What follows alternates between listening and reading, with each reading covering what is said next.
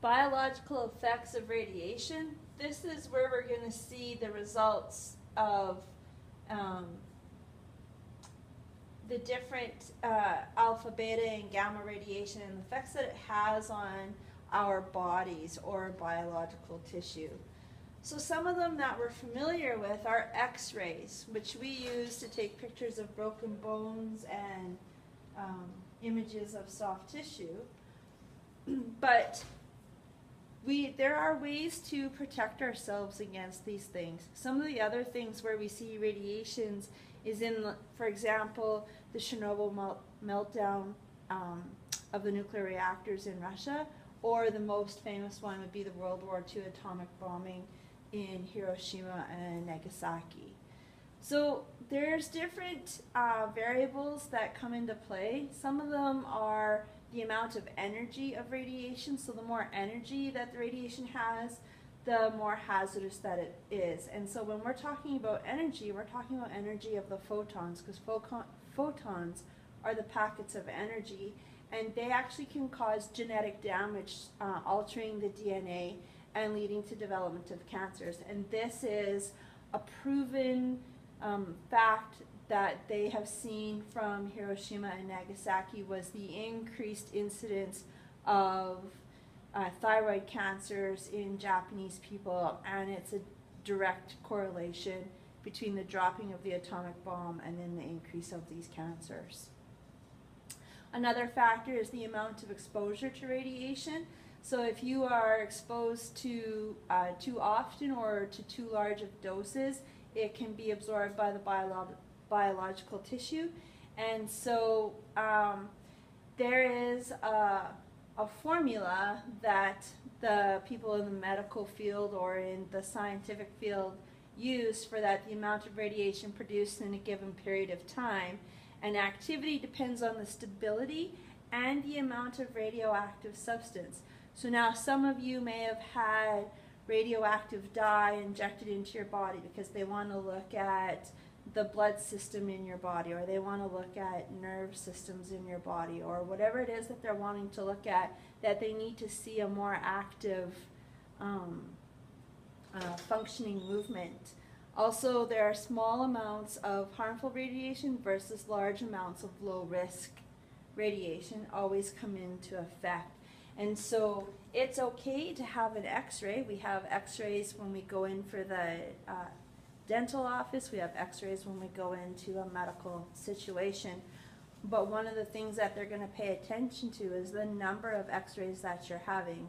So if you are getting 2 or 3 X-rays every year, they're going to start setting up flags and saying, okay, wait a minute, is there another way that we can go about seeing the issues at hand without having to use an X-ray?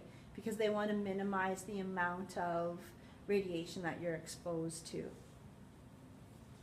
And then the other one is the ability for ionizing the biological tissue. So as we know from the ionization charts that we were working with at the beginning of this unit, ionization occurs when an atom loses an electron, so it hits that top level and leaves. And so cells can be damaged or killed when exposed to ionizing radiation, and that's where we get our radiation sickness from. So this is very closely monitored in people who work in the nuclear plants. They wear little tags on their clothing, and they get scanned going in, they get scanned coming out, and it calculates their level of exposure. And it's very, very closely monitored. Some ways that we can protect ourselves from radioactive material or high energy electromagnetic radiation: we can decrease our exposure time. So people that, for example, in the Fukushima nuclear meltdown in Japan, when they had the tsunami, they limit the amount of time the people are in the actual area where the meltdown occurred. Also in the nuclear plants, those people work very specific amount of time in the plant itself.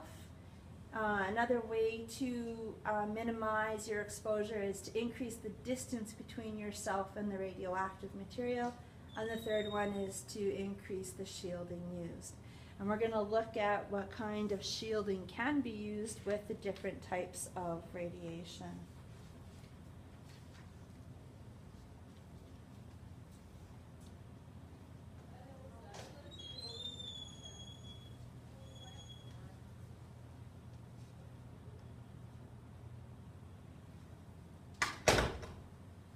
So the three types of radiation, again, is alpha, beta, and gamma. And what we see here is on alpha radiation, what we're looking is that we're looking at the helium nucleus.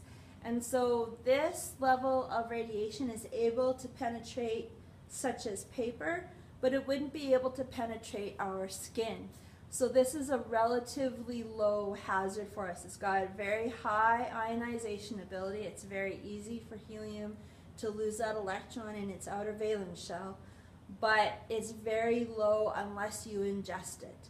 What would be a use of an alpha radiation? That would be something that I'd be very interested to explore further with a little bit of research.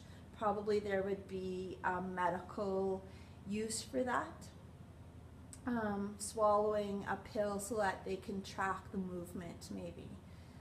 Beta radiation, high-speed electron or a positron. Remember, a positron comes from beta positive decay. It can penetrate a cardboard and it can go about 1 centimeter into your body. Now, if you were to take a slice into your skin, 1 centimeter is actually fairly deep into your skin. It definitely penetrates the dermal layer, but how far in it goes probably doesn't lead to a high amount of organ damage, such as your heart or your liver, but maybe your kidneys might suffer, maybe your lungs might suffer more. So there's moderate to low ionization, so this means that that outer electron in the outer valence shell is a little bit harder to get rid of, and the hazard is moderate. So alpha is high ionization, low hazard. Beta is moderate ionization, moderate hazard. And gamma radiation is the last one. This is a very high energy photon, and we know that because it's on the far right side of the EMR spectrum. And we are looking at it being able to penetrate metal. So no longer are we able to hide behind the lead wall when we're getting x-rays taken. It penetrates right through the body. It has low ionization ability. It really wants to hold on to that outer electron, and it has a very high hazard. So ultraviolet radiation is a type of ionization radiation. Is it also a nuclear type of radiation, and explain? And the answer is no, because ultraviolet light is not one of these three types of nuclear radiation. You need to be either alpha, beta, or gamma radiation. And so therefore it's not produced through a nuclear process. So you need to be looking at something that's coming from the beta decay or gamma decay or the alpha decay. Ultraviolet light is produced when electrons within an atom make a transition to a lower energy level rather than the higher energy level. And so I will upload for you the questions on page 310, numbers 1 through 6, and I will post those as well.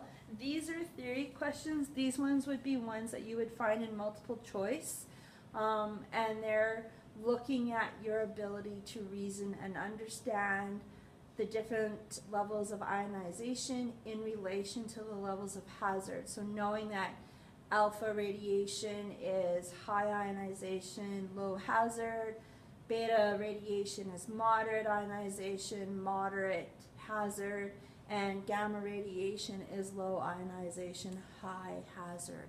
And also knowing the 3 ways that you can protect yourself from radiation exposure.